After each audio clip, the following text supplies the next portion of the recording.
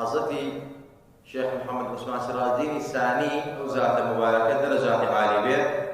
للشعر كاكبو يكيك لما وصاني آيني أنه سينصقته أمجارية كأرمية زوان بو ذكري خدا بكوشة لذتي توحيد ذاتي بنوشة دلماني دلت أقر أخوازي دل بخر ذكر بيزوان بازي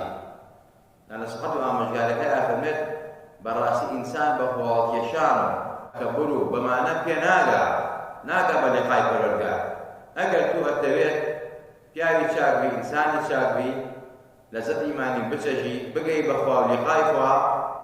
ابي اهلی ذکر بی زوان و ذکری خدا بکوشه لذت توحید ذاتی بنوشه يعني زبان دائما باكر بذكر پروردگار ذكر التوحيد لا اله الا الله تمجيد وتقديس اگر درمانی دل تخوازی تو او کی لخوت او انده ذکری پروردگار کردوید نک بزبانه